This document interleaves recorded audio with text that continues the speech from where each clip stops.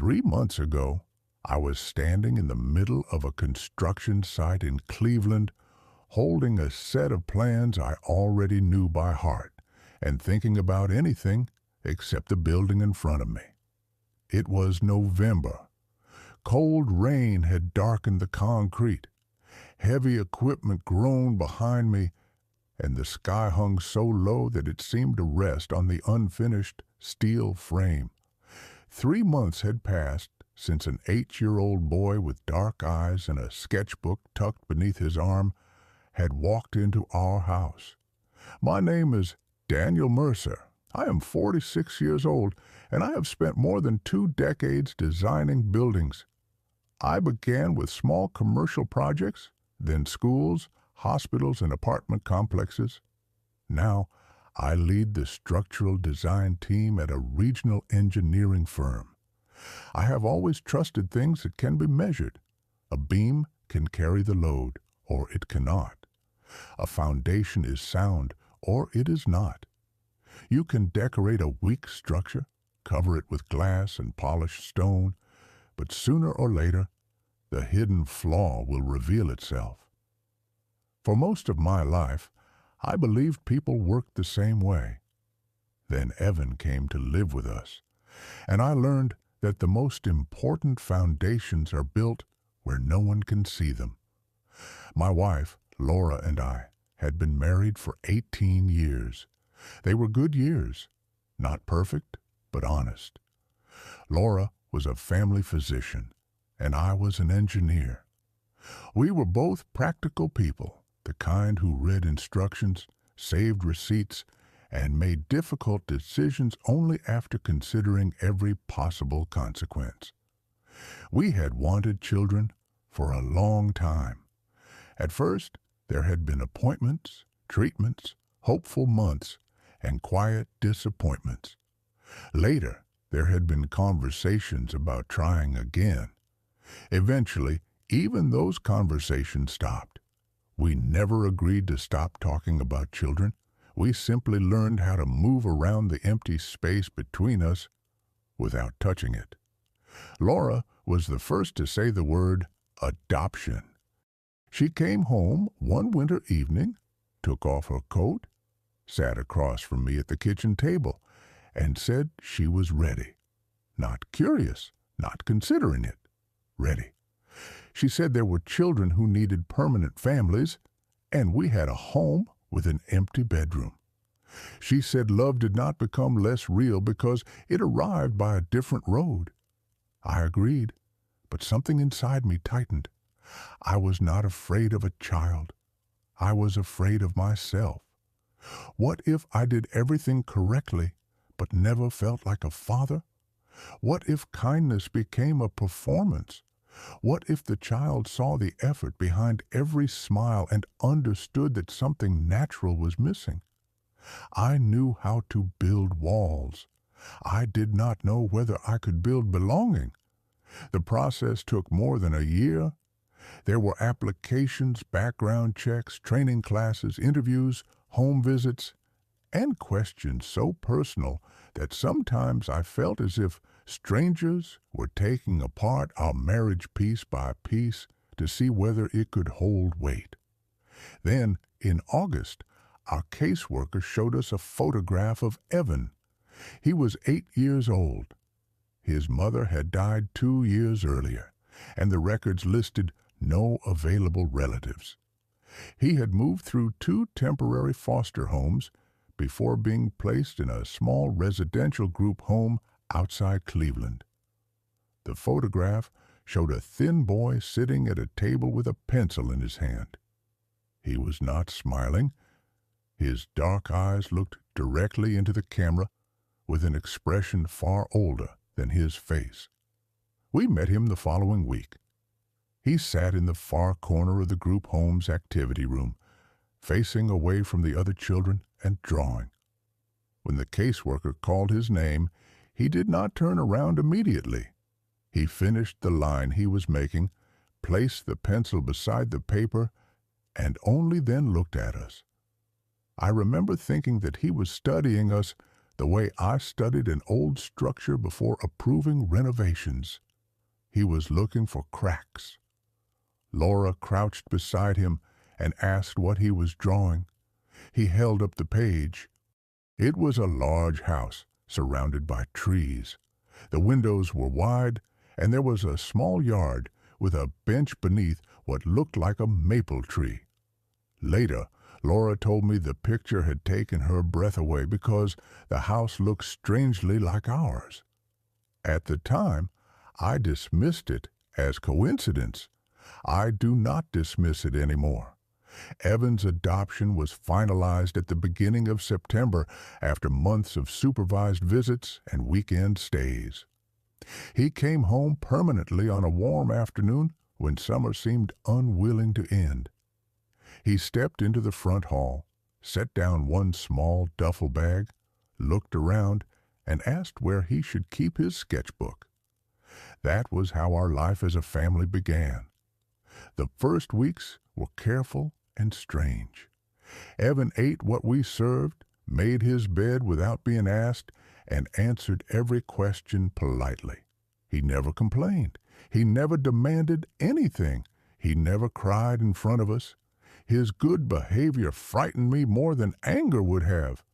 At night, I sometimes heard him through the wall. His breathing would be too even, too deliberate. He was pretending to sleep while listening to the house, checking whether the voices in the next room stayed gentle after dark, whether doors slammed, whether footsteps stopped outside his bedroom. Laura understood him better than I did. She never forced conversation. She never asked whether he was grateful or happy. Every evening she simply sat nearby while he drew. Sometimes she read. Sometimes she asked one quiet question. If he answered with a single word, she accepted the single word.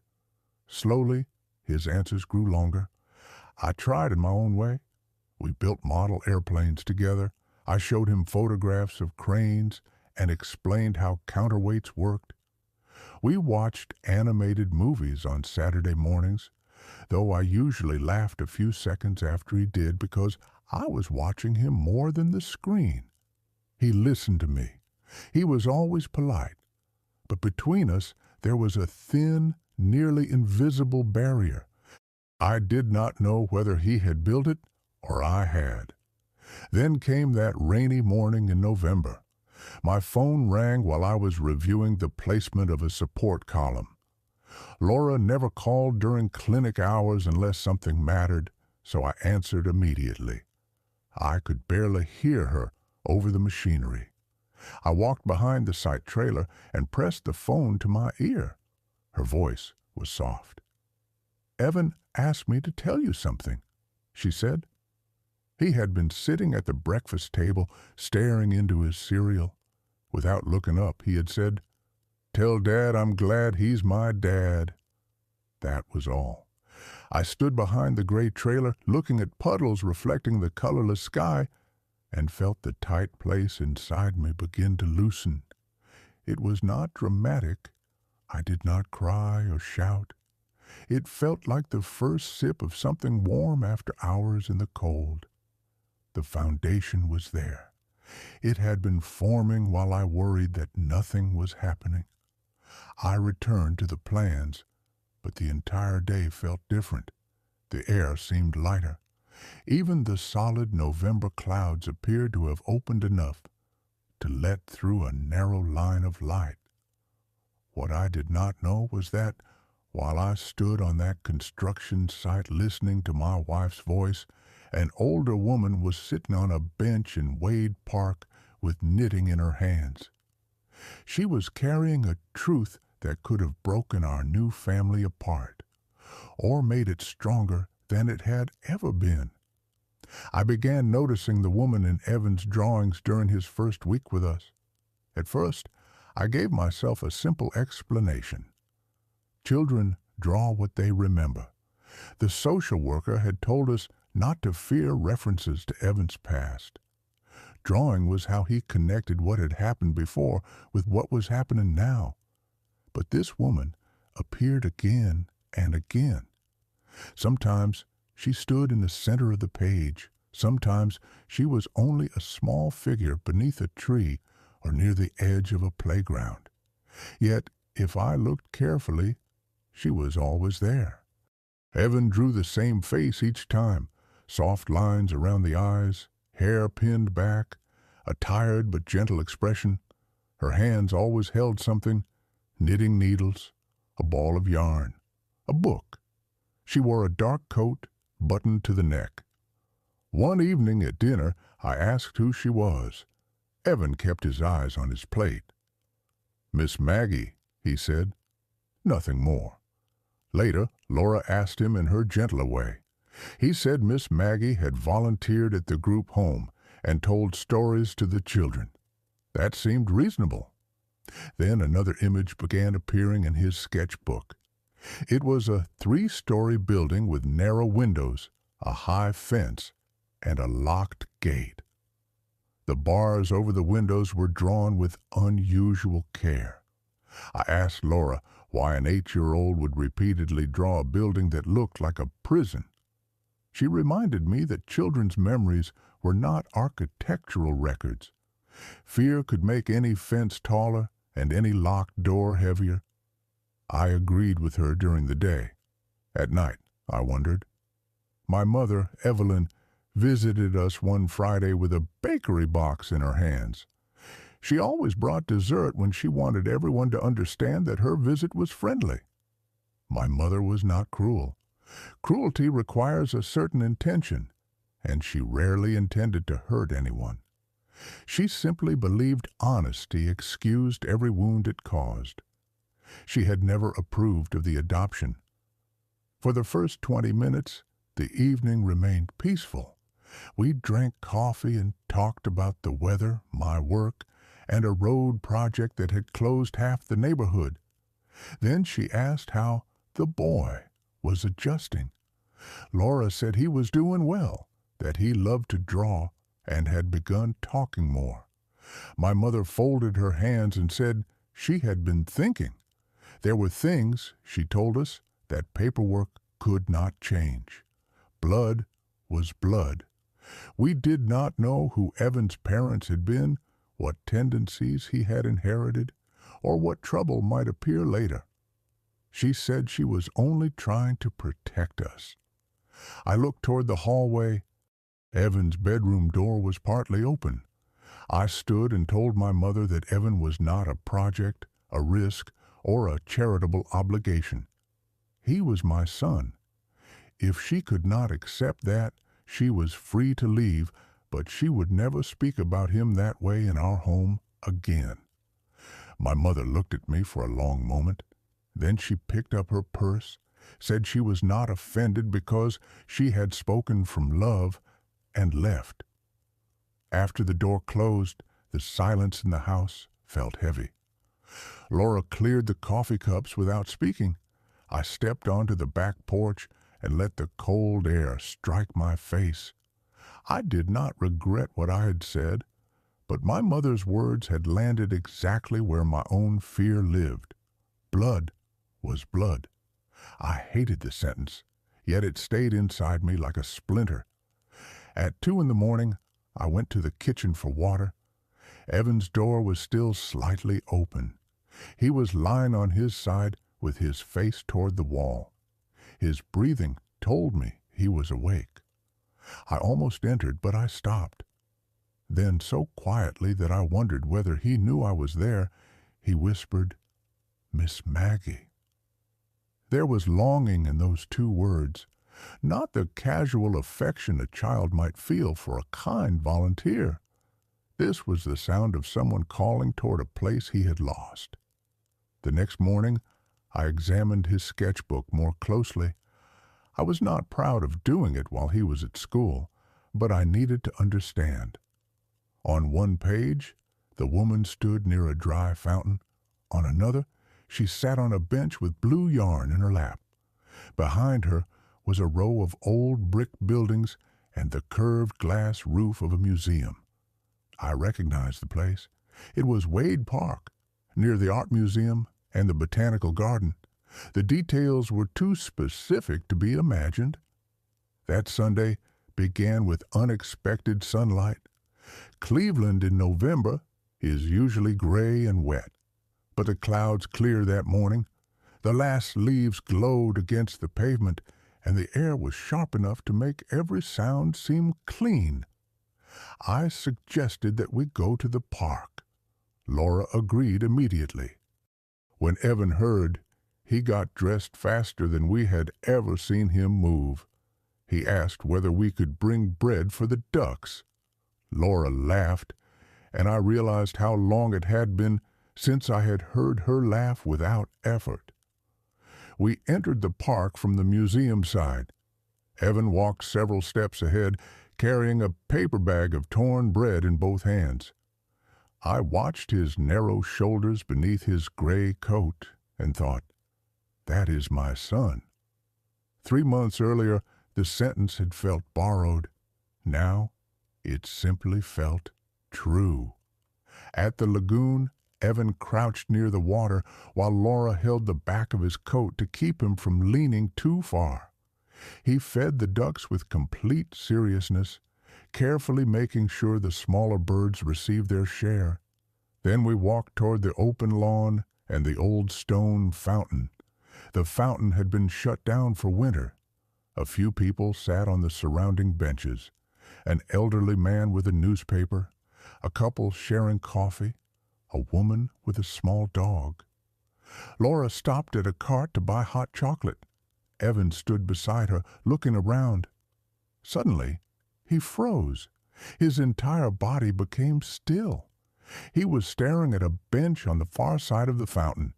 An older woman sat there in a dark coat buttoned to her throat. Her gray, streaked hair was pinned back. A blue ball of yarn rested beside her, and knitting needles moved in her hands. I knew her before Evan spoke. She was the woman from the drawings. Evan pulled free of Laura and ran. "Miss Maggie!" The woman looked up.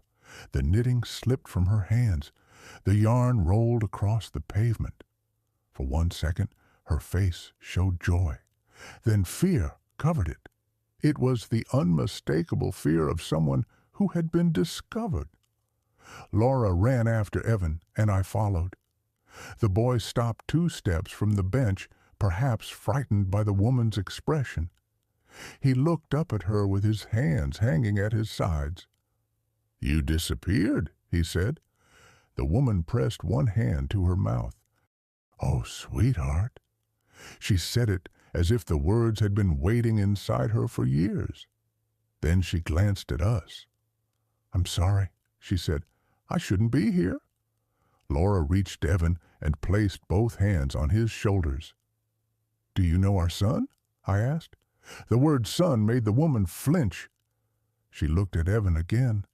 Her eyes filled with tears, but she did not touch him. "I volunteered where he was staying," she said. "I used to read to the children." "Why are you here?" I asked. She lowered her eyes. "I come here on Sundays." Evan stepped closer. "Why didn't you say goodbye?" The woman's face broke. She knelt in front of him, but she still kept her hands to herself. "I wasn't allowed to," she whispered. "I'm sorry." Then she stood abruptly, gathered her knitting, and walked away. Evan called after her once. She did not turn around. For the rest of the afternoon, he barely spoke. At home, he went directly to his room and closed the door. Not slammed, closed. That quiet click hurt more than anger would have. Laura and I sat at the kitchen table. "She knew exactly who he was," I said.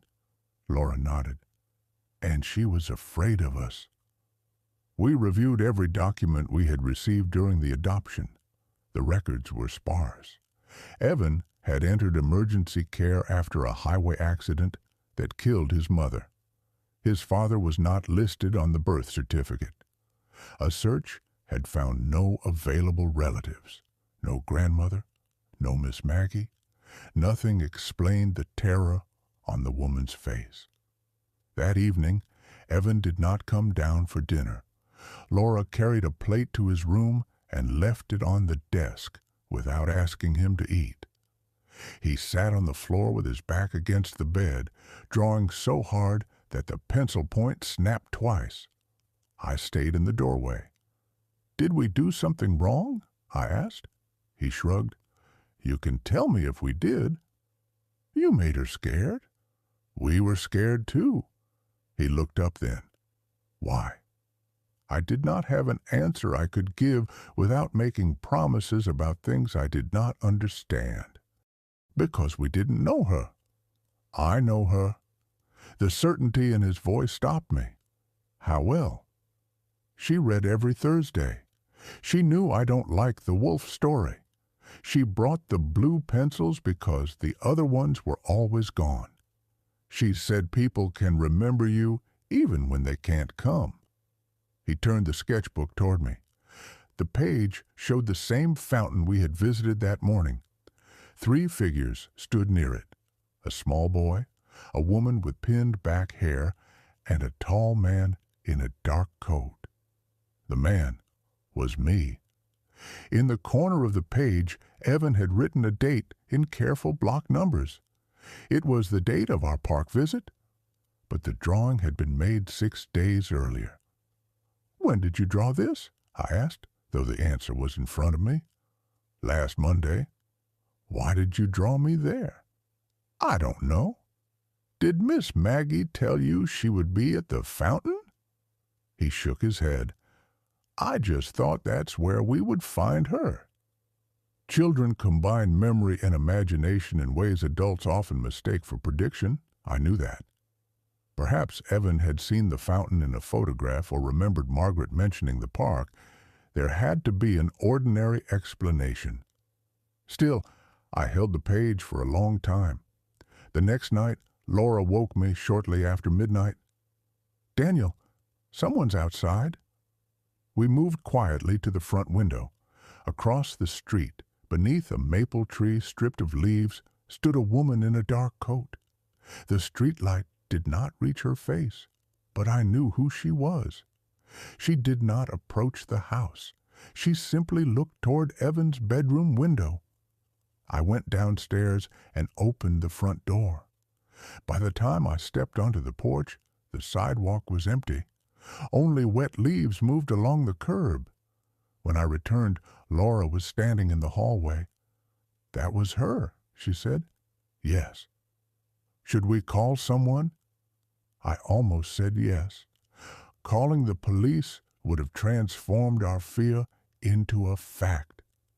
It would have placed Margaret forever on the side of danger before we knew what she wanted. "Not yet." Laura folded her arms. "I feel sorry for her, Daniel, but Evan is sleeping 10 feet away. We cannot pretend this is harmless." "I know." "Do you?" Her question was not an accusation. It was exhaustion. We had spent months learning how to make Evan feel secure. Now a stranger from his past had appeared beside a fountain and outside our home, and neither of us knew whether opening the door would heal him or expose him to another loss. The following morning, I checked the locks twice before leaving for work. I hated myself for doing it. I hated myself even more for being relieved when the street was empty. The following morning, Laura called the group home. The director confirmed that a Margaret Bennett had volunteered there for 8 months.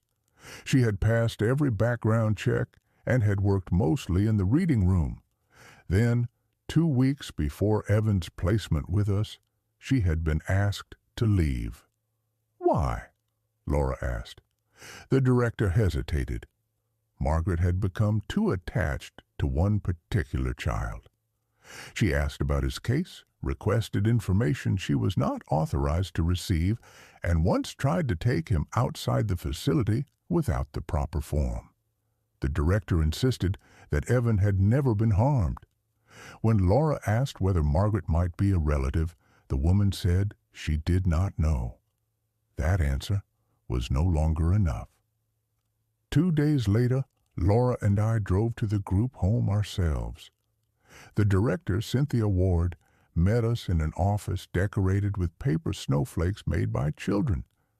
She was a tired woman in her 50s who had the habit of smoothing the edge of every document before speaking. She repeated what she had told Laura on the phone. Margaret had been reliable, patient, and unusually good with children who did not trust adults. She never raised her voice. She never brought gifts without permission. She never attempted to contact Evan outside scheduled volunteer hours. "Then why did you dismiss her?" I asked. Cynthia looked uncomfortable. "Because she knew things she should not have known." "What things?" "His mother's first name, the city where he was born, a scar on his left shoulder." Laura and I exchanged a glance. Evan had a pale crescent-shaped scar beneath his shoulder blade. We had seen it during his medical exam, but it did not appear in the placement summary. "Did you ask how she knew?" "She said Evan had told her." "Had he?" "He said he had not." Cynthia opened a locked drawer and removed a thin folder. "I am not authorized to give you volunteer records, but I can show you something that belongs to Evan." Inside was a drawing of the 3-story building with barred windows, the same building he had drawn at home. On the back, in an adult hand, was written, "This is not where you will stay forever. Every locked gate opens eventually. Miss Maggie." Laura touched the edge of the paper. Why wasn't this sent with his belongings? "It was found after he left." "May we take it?" Cynthia hesitated, then handed it to her. Before we left, she walked us to the old activity room. The tables were covered with paint stains. A row of plastic bins held broken crayons and dried markers. Near the window was the corner where Evan used to sit. I imagined Margaret entering that room every week, recognizing her grandson, and pretending he was only one child among many. "Did she love him?" I asked. Cynthia's professional expression softened. "Yes," she said. "Whatever else was happening, that part was real." I called an old college friend named Samuel Ortiz, who worked in county records administration. I told him only what was necessary: adopted child, incomplete family history, possible relative omitted from the file. Samuel was quiet for a moment. "What are you hoping to find?" he asked. "The truth? And if the truth makes your life harder?" I looked toward Evan's room. Then it was already hard. We just didn't know why. Samuel promised to see what records were legally available. While we waited, our ordinary life continued. Evan went to school. Laura read adventure stories to him at night. He began laughing more often at breakfast. Sometimes he fell asleep before the end of a chapter, but asked Laura to keep reading because he liked hearing her voice. That, I learned, was how families were made. Not in courtrooms or photographs, in cocoa left on the counter, in a hallway light kept on, in a voice that continued reading after the listener had fallen asleep. And beneath all of it was the question: who was Margaret Bennett? 3 days later, Samuel called. He had found an emergency room report from 2 years earlier. A vehicle had left the road during heavy rain on Interstate 71 south of Cleveland. The driver, a 28-year-old woman named Victoria Bennett, died at the scene. A 6-year-old boy had been taken to the hospital with minor injuries. His name was Evan Bennett. The emergency contact listed on Victoria's medical information was Margaret Bennett, her mother, Evan's grandmother. The address and phone number had both been included in the hospital record. Yet when the child entered protective care, the relative search form stated that no family contact was available. Samuel could not tell me how that had happened. The number might have been copied incorrectly. A form might have been scanned into the wrong case. Someone might have attempted one call, received no answer, and marked the search complete. A small clerical failure, one unchecked box, one page placed in the wrong file, and from that small failure, an entire tragedy had grown. Samuel sent me copies of every document he was permitted to release. I spread them across my desk after everyone had gone to bed. The hospital intake sheet listed Margaret's full name, address, and 2 telephone numbers. A police report stated that an officer had spoken with the child's maternal grandmother in the emergency room. A later placement form contained a single line, "No verified relatives located."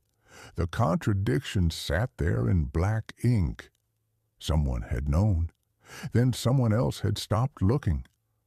I traced the path of the paperwork as if it were a damaged load calculation.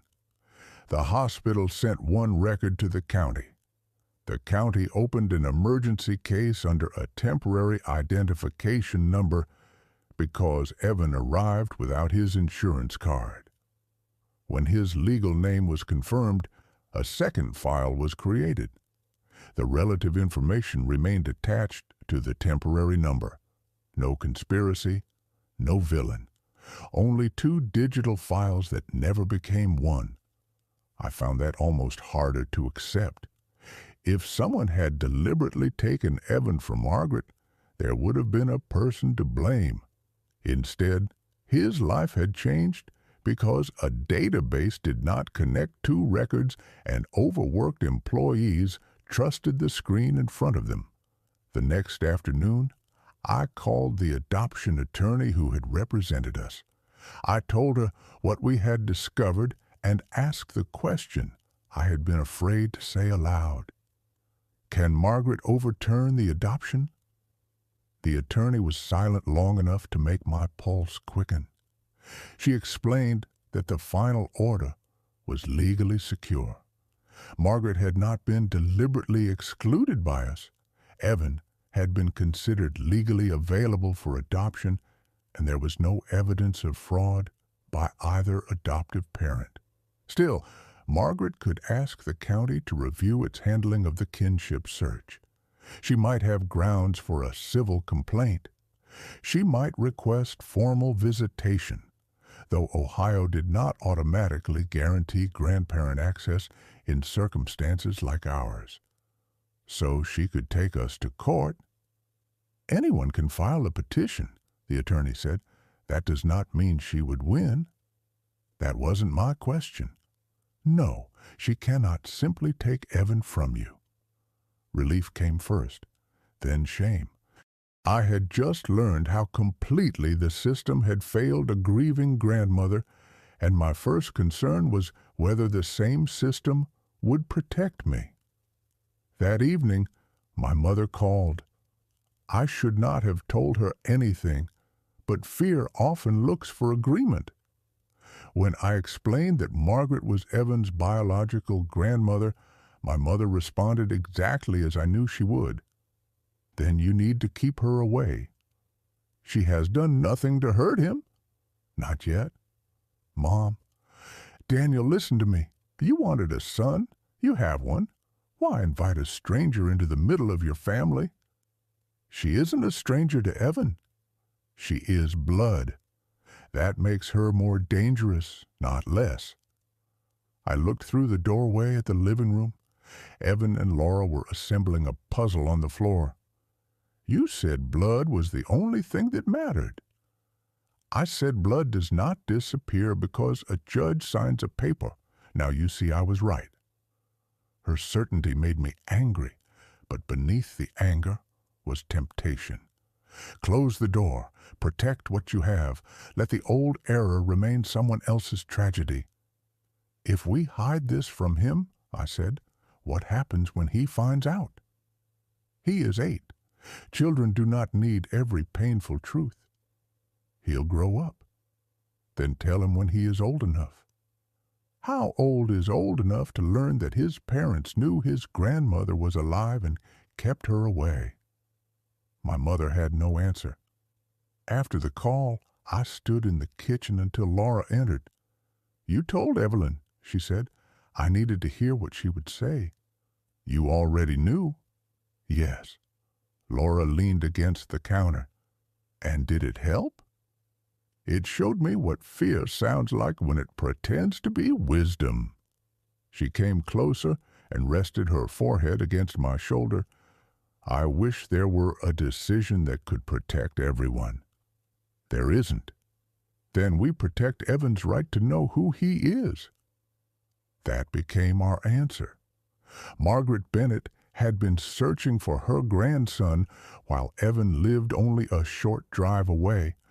She had eventually found the group home and become a volunteer simply so she could see him. For 8 months, she had sat near him, read stories, saved his drawings, and allowed him to call her Miss Maggie because she was forbidden to say the word grandmother. Then Evan had been adopted, his record sealed, and she had lost him again. When I told Laura, she closed her eyes and held my hand. "Imagine knowing he's alive somewhere in this city," she said, "and not being allowed to knock on the door." Her voice trembled. We both understood that we had reached a place from which we could not return. We knew the truth. The only question was what we would do with it. That night, I lay awake listening to the house. Laura's breathing was quiet beside me. Pipes clicked somewhere inside the walls. A truck moved along the wet street, its tires whispering against the pavement. Then Evan spoke in his sleep. "Dad, don't make Miss Maggie go away." The words were clear. I went to his room and stood beside the bed. His face was turned toward the night light. One hand closed around the edge of his blanket. For the first time, I understood that he was not asking us to choose between being his parents and letting Margaret exist. That choice belonged to my fear, not to him. The following day, I told Laura I wanted to meet Margaret alone. Laura did not answer immediately. "Are you going there to listen?" she asked. "I think so." "Think carefully, Daniel. If you go there to defend what is ours, you'll hear everything as a threat." The sentence stung because it was true.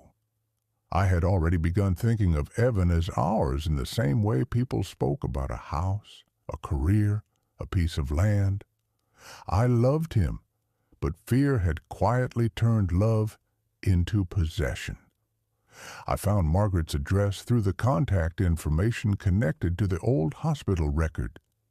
It was a modest apartment in Lakewood on the second floor of a brick building facing a narrow street lined with bare trees. I sat in my car for nearly 10 minutes before going inside. When Margaret opened the door, she recognized me immediately. She did not look surprised. "I wondered when you would come," she said. Her apartment was small and carefully kept. A knitted blanket lay across the back of the couch. Books filled 2 short shelves. On the wall above a side table was a framed photograph of a young woman with long dark hair and a wide smile. Victoria, Evan's mother. Beneath the photograph, several children's drawings were stacked beneath a smooth gray stone. I knew whose drawings they were. Margaret noticed me looking. "I saved the ones he gave me," she said. We sat across from each other. She kept her back straight and her hands folded in her lap. She looked less like someone preparing to steal our son and more like someone waiting to hear a sentence from a judge. I decided not to circle around the truth. "I know who you are," I said. "I know about Victoria, the accident, and the hospital record. I know you searched for Evan. I know why you volunteered at the group home." Her fingers tightened. I didn't lie to him, she said quickly. I never told him I was his grandmother. I knew I wasn't allowed. You let him call you Miss Maggie? Yes. And you followed us to the park? She looked toward the window. I saw the adoption notice in an internal placement update before they dismissed me. It didn't include your address, only the school district. I looked for months. Then one afternoon, I saw him getting out of a car near the museum with your wife. After that, I came to the park because I hoped I might see him again. You stood outside our house. Her face went pale. Once, she admitted. I followed from a distance. I only wanted to know where he lived. I never meant to frighten anyone. I thought about the dark figure Laura had seen from our bedroom window a week earlier. At the time, we had convinced ourselves it was a neighbor waiting for a ride. Why didn't you contact us? And say what? That a government office lost a page, so I wanted your child back? Did you? The question remained between us. Margaret's eyes filled, but her voice stayed steady. I wanted my grandson not to disappear. That is not the same thing. Then she told me everything. Victoria had been her only child. She had raised Evan alone after his father left before he was born. They lived in Columbus, while Margaret remained near Cleveland. They visited often. Margaret had a bedroom ready for Evan, with a shelf of picture books and a wooden box of colored pencils. The morning of the accident, Victoria called to say they were leaving early. Evan wanted to stop for ice cream, even though it was cold outside. At noon, the hospital called.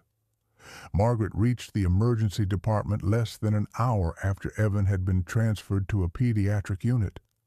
She saw him once. His face was bruised. He asked where his mother was. No one let Margaret be the person who answered. The following day, a caseworker told her Evan had been placed in emergency care while the county verified family relationships. Margaret gave them her identification, Victoria's birth certificate, family photographs, school contacts, and the name of Evan's pediatrician. Then the caseworker changed. The new worker claimed several documents were missing. Margaret submitted them again. Weeks passed. She called until voices on the phone became impatient. She visited offices until security guards recognized her. She wrote letters. Some came back. Others received no reply. At one point, she was told the child had been moved, but that privacy rules prevented anyone from telling her where. She hired an attorney with money from her retirement savings. The attorney filed a request for a kinship hearing. By the time the request reached the correct department, Evan had already entered another placement, and his case number had been changed. It sounded impossible. But I had worked on enough public projects to know that systems rarely fail in one dramatic moment. They fail through delay, assumption, turnover, and 100 ordinary people believing someone else has checked the detail. Margaret found the group home through a former hospital employee. She did not walk inside and announce herself as Evan's grandmother. She knew she would be removed. Instead, she completed the volunteer process, passed the background check, and began reading to all the children. The first day she entered the activity room, Evan sat at a table drawing. I had to stop in the doorway, she told me. I couldn't breathe.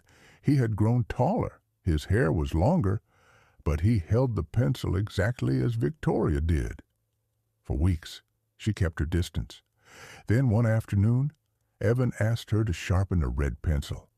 That became the beginning. She read him stories. He showed her drawings. She created a character called Aunt Maggie, a traveler who always found her way home, so he would remember her name without knowing why it mattered. "I thought I would have time," Margaret said. "I thought my attorney would fix the records. I thought one day I could tell him." Instead, the group home learned she had requested access to Evan's file. They asked her to leave immediately. 2 weeks later, he was placed with us. "I do not want to take him from you," she said. "I have seen him with you. I know what you have given him. He looks at your wife the way a child looks at home." She paused. "And in the park, he called you Dad." I looked down at my hands. Part of me had wanted her to be dangerous. A dangerous person would have made the decision easy. I could protect Evan, close the door, and believe I had done the right thing. But Margaret was not dangerous. She was grieving. "What do you want?" I asked.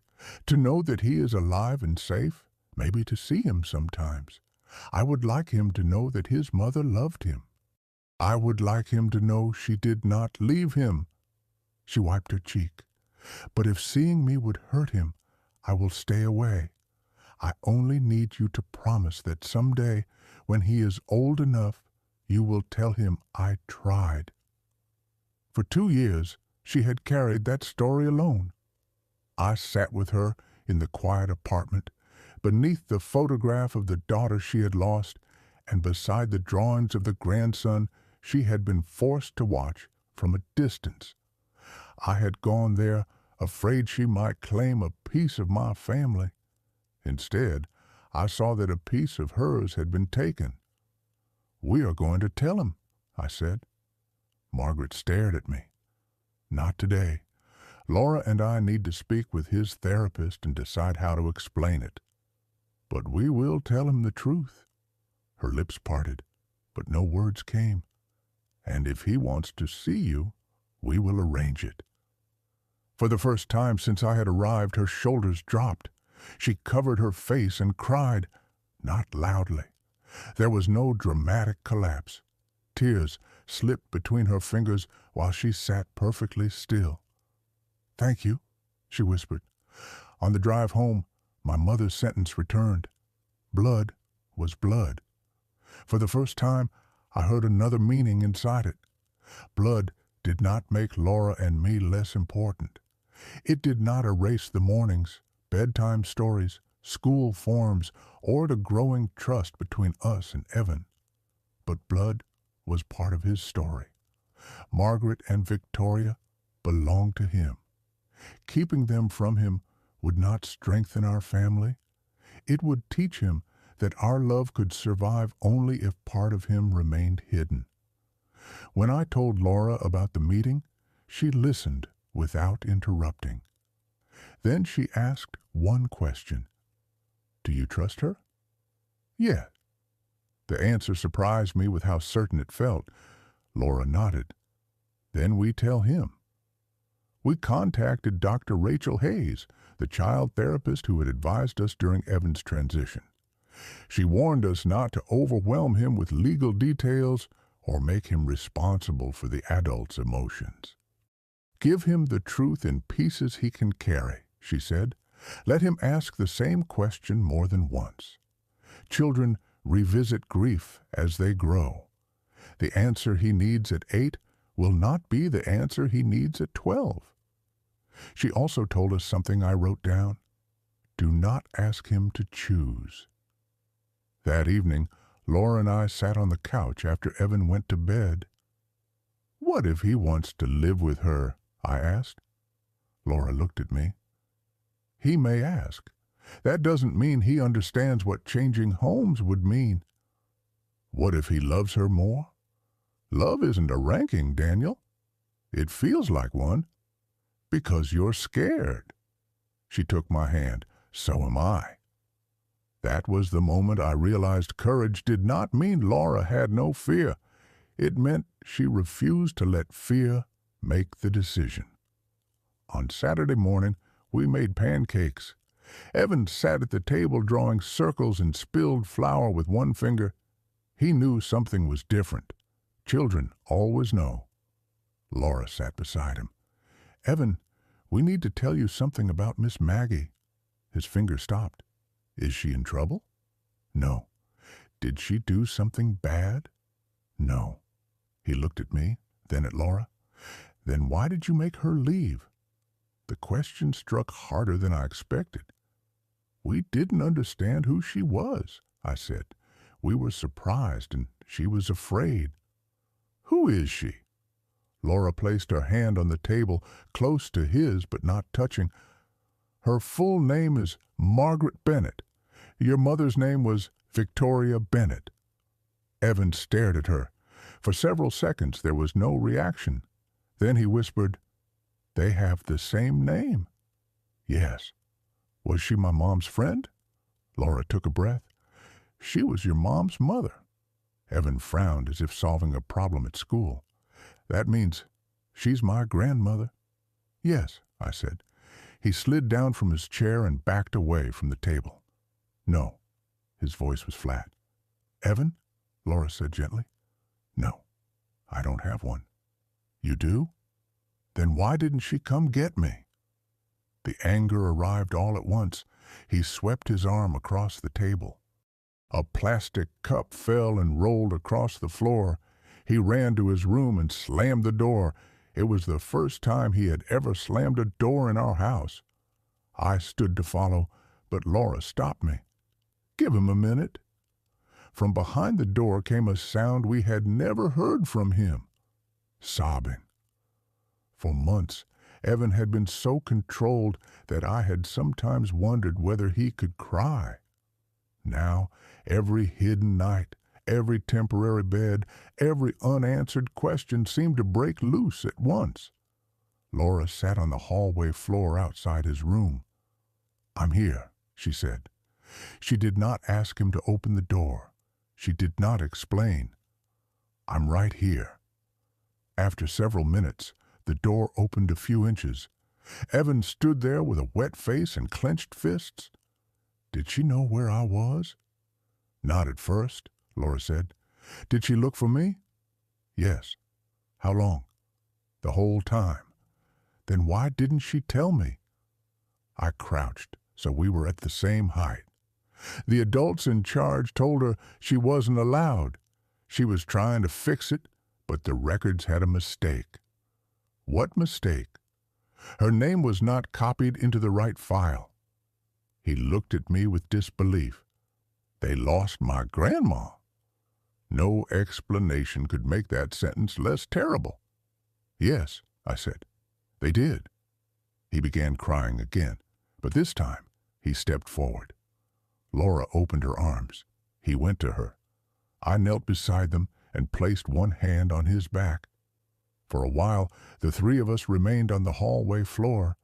When his breathing slowed, he asked, Did my mom leave me?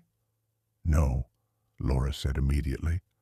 Your mother died in the accident. She did not choose to leave you. Did she love me? Very much, I said. Your grandmother has pictures and stories about her. You can hear them whenever you're ready. Evan wiped his face on his sleeve. Do I have to call Miss Maggie Grandma? No. Do I have to see her? No. Can I? Laura smiled through tears. Yes. He was quiet for a long time. Then he looked at me. If she's my grandma, are you still my dad? There it was. The fear I had believed belonged only to me. I moved closer. Nothing changes that, I said. I am your dad because I chose you, because the court made us a family, and because every day I will keep choosing to be your dad, even if I see her, especially then. He studied my face, checking for weakness in the answer. Are you mad at her? No. Were you? I could have protected myself with a simpler answer. I was scared of her, I said. I thought she might take you away. Can she? No one is taking you away. This is your home. Promise? I promise. He leaned against me. It was not a dramatic embrace.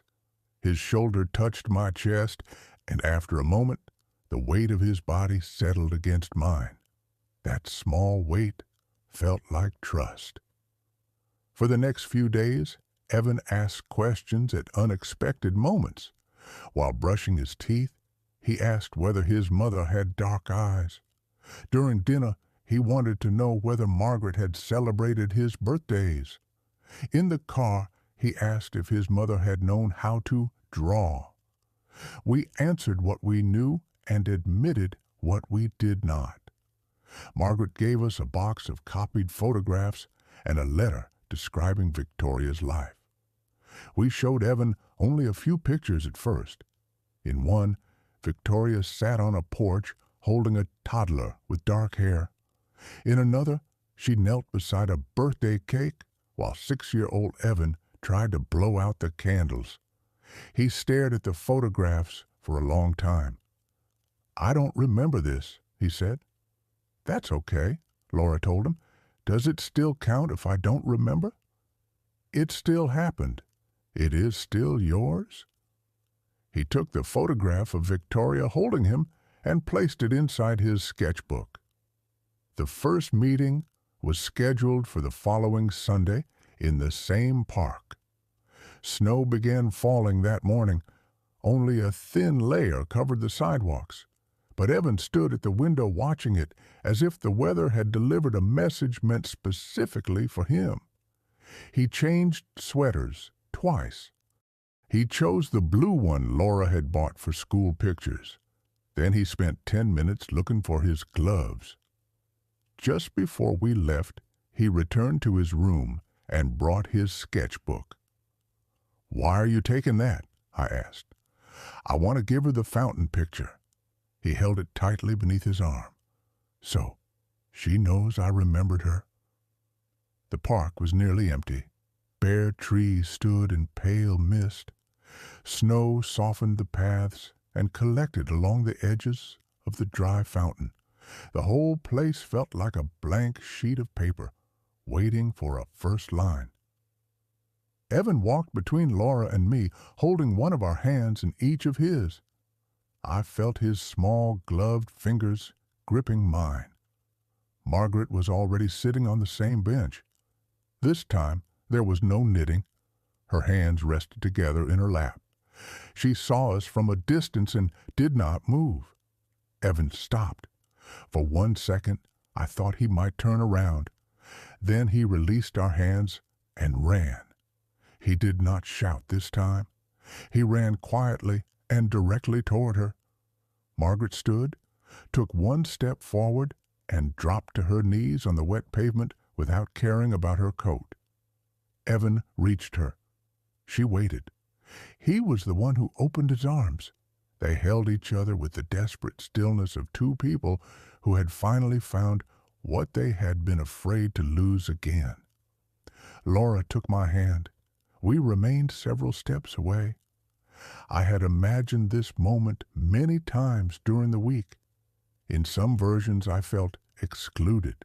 In others I felt jealous or uncertain. But watching them, I felt none of those things. Their reunion did not reduce my place in Evan's life. Love had not divided. The room had simply become larger. After a while, Evan stepped back and opened his sketchbook. He carefully tore out the page showing the fountain, the bench, and the woman with blue yarn. He offered it to Margaret with both hands. She studied the drawing. "You drew me before you found me," she said. "I didn't forget you." Margaret pressed the page to her chest. "I didn't forget you either." They walked around the fountain together. Evan talked more than I had ever heard him talk at once. Margaret leaned close to listen. To anyone passing, they looked like an ordinary grandmother and grandson taking a winter walk. But we knew how much pain, bureaucracy, fear, and courage had been crossed to create that ordinary scene. At one point, Evan turned and looked back at us. I raised my hand. He waved, then returned to Margaret. That small gesture told me everything. He knew where we were. He trusted that we would still be there. The weeks that followed were not magically easy. Truth rarely solves pain in a single day. Evan became quieter for a while. Sometimes he stood in the center of a room as if he had forgotten why he entered. He had nightmares about cars. He became angry when we were late picking him up from school, even by 5 minutes. Dr. Hayes explained that new information had reopened old fears. Evan had to rebuild his understanding of his own life. We did not rush him. Margaret visited every other Sunday. At first, the meetings happened in public places with one of us nearby. Later, she came to our house for lunch. She never challenged our rules or asked Evan to keep secrets. She never referred to him as if he belonged more to her than to us. Instead, she brought pieces of his history. She told him that Victoria loved thunderstorms but hated driving in snow. She showed him how his mother used to shade drawings with the side of a pencil. She remembered his first word, the song that calmed him as a baby, and the red rain boots he refused to remove even at bedtime. Evan listened with fierce concentration. One evening after Margaret left, he climbed onto the chair beside me at the kitchen table. "I think about my mom," he said. "I know. I don't remember her face unless I look at the picture. That must feel sad." "It does." I waited. "Miss Maggie says Mom liked drawing." "She did." "Maybe that's why I like it." "Maybe." He swung his feet beneath the chair. "Do you think she would like my pictures?" "I think she would keep every one." He considered that answer, then climbed down and went to his room. A minute later, I heard pencil moving across paper. It was a simple sound. It was also the sound of a child connecting the person he had been with the person he was becoming. Margaret began coming to dinner. Laura made tea, and Evan spread his newest drawings across the table. Sometimes Margaret and I talked about ordinary things: heating bills, road construction, whether the Browns would ever stop disappointing the city. Ordinary conversation was a gift. My mother learned about Margaret a month later. She arrived with another bakery box and found Evan sitting between two women at the kitchen table, Laura on one side, Margaret on the other. My mother stopped in the doorway. No one spoke for several seconds. Then Laura introduced them. "Evelyn, this is Margaret Bennett, Evan's grandmother." My mother's gaze moved from Margaret to Evan. The old certainty in her expression shifted. She sat down. They did not become friends. That would have been too neat and too easy. But my mother listened as Margaret spoke about Victoria. She watched Evan bring Margaret a drawing and saw the trust in his face. Something changed in her after that, not all at once. The next time she visited, she brought Evan a set of professional colored pencils instead of a generic toy.